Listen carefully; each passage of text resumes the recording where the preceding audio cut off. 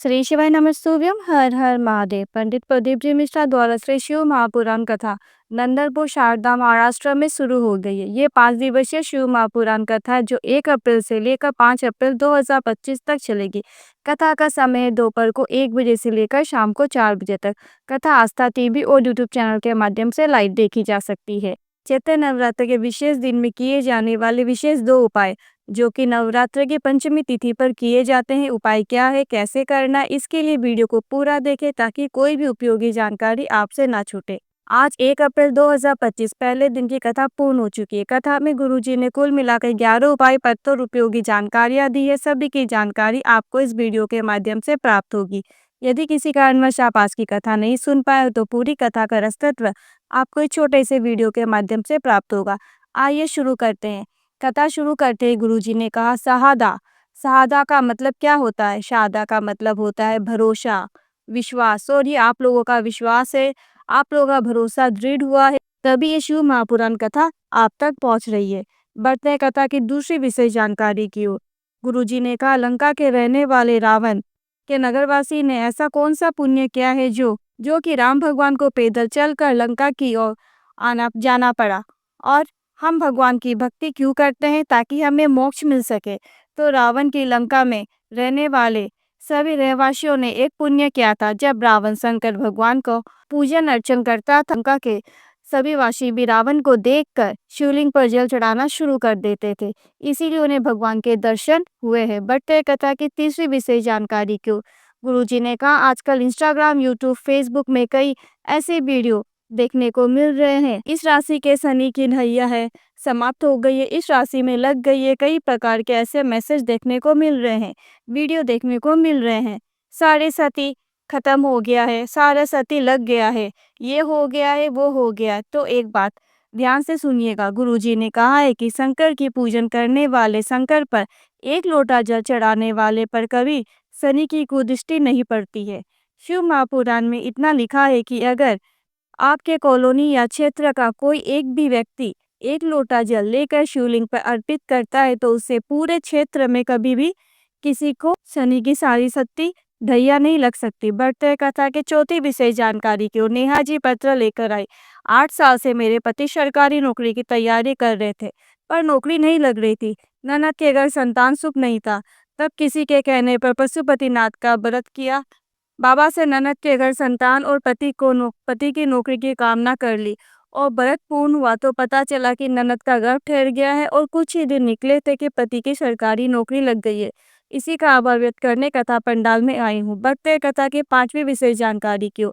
सानिका जी पत्र लेकर आई। मेरे पति का एक्सीडेंट हो गया था। डॉक्टर ने जवाब दे दिया और कहा कि ये कभी उठ नहीं पाएंगे, यहाँ तक कि बचना भी मुश्किल है क्योंकि ब्रेन में गहरी चोट लगी है। डॉक्टर ने वेंटिलेटर पर डाल दिया। 10, 15, 20, 25 दिन निकल गए। तभी किसी ने मुझे शंकर पर चढ़ा हुआ जल शरीर पर लगाने को कहा और मैंने ऐसा ही किया और 25 दिन बाद शरीर में थोड़ी हलचल देखने को मिली और मैंने रोज शिवलिंग पर जल चढ़ाना शुरू किया और आज मेरे पति पूरी तरह से ठीक हो गए, स्वस्थ है।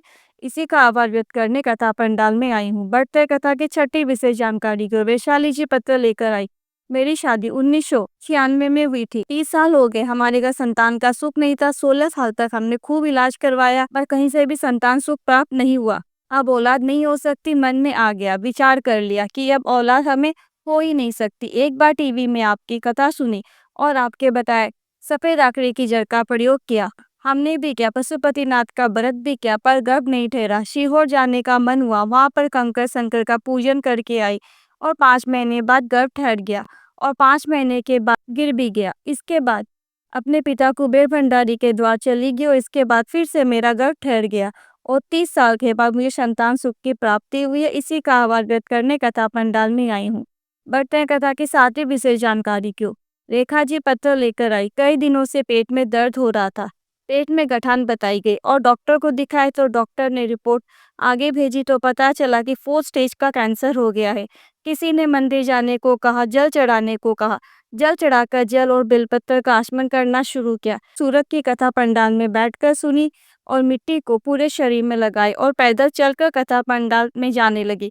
इसके बाद मेरी जब जांच हुई तो रिपोर्ट नॉर्मल हो गई है, कैंसर समाप्त हो गया। इसी का आभार व्यक्त करने कथा पंडाल में आई हूँ। बढ़ते हैं कथा की 8वीं विशेष जानकारी की ओर। गुरुजी ने कहा, आज पूरे देश में गणगौर का पर्व मन रहा है। वह ईश्वर जी और गौरा जी, शिव और पार्वती है। गुरुजी ने कहा, गणगौर 16 दिन की होती है। 16 दिन तक शंकर पार्वती जी ने श्रृंगार किए थे। 16 श्रृंगार करके ईश्वर जी गौरा जी बन जजमान बने थे, चंचूला को अखंड सौभाग्य देने के लिए। बढ़ते हैं कथा की 10वीं विशेष जानकारी की ओर। इस कथा के बाद गुरुजी की अगली शिव महापुराण कथा 11 अप्रैल से 17 अप्रैल तक रतनगढ़ राजस्थान में होगी। इसके बाद अगली शिव महापुराण कथा 21 अप्रैल से लेकर 27 अप्रैल तक सिद्धेश्वर बिहार में शिव महापुराण कथा होगी। इसके बाद गुरुजी की अगली शिव महापुराण कथा 1 मई से 7 मई तक जयपुर राजस्थान में रहेगी। बढ़ते हैं कथा की 11वीं विशेष जानकारी की ओर। आज हम 2 विशेष उपाय के बारे में बात करेंगे जो कि नवरात्रि में किए जाते हैं। नवरात्रि के पंचमी तिथि के दिन किए जाते हैं, जो कि कल यानी कि 2 अप्रैल 2025 को आप कभी भी किसी भी समय कर सकते हैं। उपाय क्या है, इसके लिए वीडियो को पूरा देखें। उपाय नंबर 1, यदि बच्चों का विवाह नहीं हो रहा है, विवाह संबंध में देरी हो रही है, बच्चे की उम्र हो गई है पर विवाह संबंध हो ही नहीं रहा है, यहाँ तक के रिश्ते आने ही बंद हो गए हैं, या फिर विवाह होते होते रह जाता है, कोई ना कोई अड़चन, कोई ना कोई तकलीफ आ जाती है। उपाय नंबर 2, जो कि है धन संपदा के लिए। आपने बहुत व्यापार कर लिए, व्यापार बदल कर भी देख लिया, पर आपका व्यापार ही नहीं चल रहा। आइए जानते हैं उपायों के बारे में डिटेल में। जिन बच्चों का विवाह संबंध नहीं हो रहा है, बेटा बेटी की जिनकी उम्र 30, 32, 35, 40 साल हो गई है, उपाय करने के लिए आपको कौन कौन सी सामग्री की आवश्यकता होगी, आप ध्यान से सुने। इस उपाय को करने के लिए आपको एक आम का पत्ता का उपयोग करते हुए इस उपाय को करना है। इस उपाय को करने के लिए आपको रोली या कुमकुम, हल्दी और थोड़े से अक्षत की आवश्यकता होगी। आपको रोली में थोड़े से चावल को मतलब अक्षत को लाल कर लेना है। उसी तरह से आपको हल्दी का उपयोग करते हुए थोड़े से अक्षत को पीला कर लेना है। अब इसके बाद आपको आम के पत्ते का उपयोग करना है। उसमें एक हल्दी का स्वास्तिक और एक रोली का या कुमकुम का स्वास्तिक बनाना है। रोली का स्वास्तिक और एक कुमकुम का स्वास्तिक का निर्माण करना है। जो आपने हल्दी का स्वास्तिक का निर्माण किया है उसके ऊपर आपको पीले चावल रखने हैं, और जिस पर आपने कुमकुम या रोली का स्वास्तिक का निर्माण किया है उसके ऊपर आपको पीले चावल रखने हैं। आपको आम का पत्ता एक ही लेना है। आम का पत्ता एक होगा और स्वास्तिक 2 बनेंगे। इसके बाद सभी चीज़ों को उस व्यक्ति को, उस बालक, बालिका या बेटी जिनका विवाह नहीं हो रहा है, उनके हाथ में दे देना है। उनके हाथ में देने के बाद उन्हें कहे कि अपना नाम और गोत्र बोलते हुए माता जगदम्बा भवानी से, भोलेनाथ से शीघ्र विवाह की कामना करते हुए ये सभी सामग्री नीम के पेड़ के नीचे जाकर छोड़ देना है या चढ़ा देना है, अर्पित कर देना है। बस इतना ही करना है। गुरुजी ने कहा, इस नवरात्रि की पंचमी तिथि में आप उपाय करेंगे तो अगली नवरात्रि आने तक बालक या बालिका का विवाह निश्चित ही पक्का हो जाएगा। उनका मंगल विवाह हो जाएगा, अच्छे रिश्ते की प्राप्ति होती है।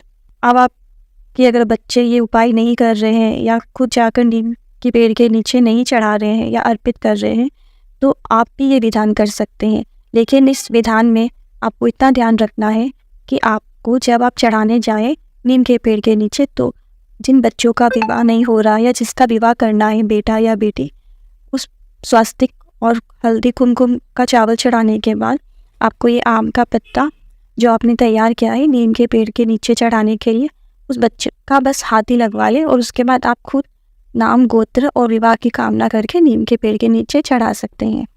अब जानते हैं उपाय नंबर 2, जो कि है धन संपदा के लिए। यदि व्यापार में वृद्धि नहीं हो रही है, काम धंधा नहीं चल रहा है, तो इसके लिए आपको नवरात्रि के पंचमी तिथि जो कि कल है, इस दिन आपको आम के पत्ते नहीं, आम के वृक्ष में जो आम की डाली होती है, कोमल सी डाली, आपको वो ले लेनी है। उस डाली में से आपको 11 टुकड़े छोटे छोटे कट कर लेने हैं। आप जैसे भी कर सकते हैं। आप छोटे छोटे आम के डाली में से 11 टुकड़े आप कट कर लो। उसको एक साथ उसका बंच बना ले, इकट्ठा करके उसमें कच्चा सूत 11 बार आपको लपेटना है, और कोई भी एक साइड, डंडी की कोई भी एक साइड आपको शहद में थोड़ा सा आगे का भाग डुबो देना है। आप आगे का ले लो या पीछे का ले लो। इसके बाद आपको शिवालय जाना है, शिव मंदिर जाना है, और अशोक सुंदरी की जो स्थान होता है शिवलिंग पर, वहाँ पर आपको चढ़ा देना है धन संपदा की कामना करके। पर जब आप ये विधान करें तो इतना ध्यान रखें, जो शहद जिस साइड में आपने शहद लगाया है, आगे का भाग या पीछे का भाग, शहद वाला भाग शिवलिंग की तरफ होगा। ऐसा करने से व्यापार में, काम धंधा में वृद्धि होती है। आज के वीडियो में बताए गए उपायों से रिलेटेड आपके मन में कोई क्वेश्चन है या कोई क्वेरी है तो आप कमेंट बॉक्स में टाइप करके पूछ सकते हैं। आपको शिव महापुराण कथा में बताए गए उपायों से फायदा हुआ है और आप शेयर करना चाहते हैं तो मुझे इंस्टाग्राम में मैसेज कर सकते हैं या फिर मुझे ईमेल कर सकते हैं। इंस्टाग्राम और ईमेल आईडी वीडियो के डिस्क्रिप्शन और चैनल में मेंशन है। वीडियो को पूरा देखने के लिए बहुत बहुत थैंक यू। वीडियो कैसा लगा, हेल्पफुल रहा है तो मुझे कमेंट करके ज़रूर बताइएगा और वीडियो को लाइक ज़रूर करें ताकि हमें भी मोटिवेशन मिलता रहे कि हमारी मेहनत जो है सफल हुई है। तो कमेंट ज़रूर कीजिएगा। व्हाट्सएप ग्रुप, इंस्टाग्राम, सब के लिंक वीडियो के नीचे डिस्क्रिप्शन में और चैनल के डिस्क्रिप्शन में मेंशन है और कमेंट बॉक्स में भी पिन कर दिया है। फ्री में आसानी से ज्वाइन करें। यहाँ तक आए हो तो कमेंट में महादेव का कोई सा भी प्यारा सा नाम ज़रूर लिखें। मिलते हैं अगली वीडियो में। श्री शिवाय नमस्तुभ्यम। हर हर महादेव।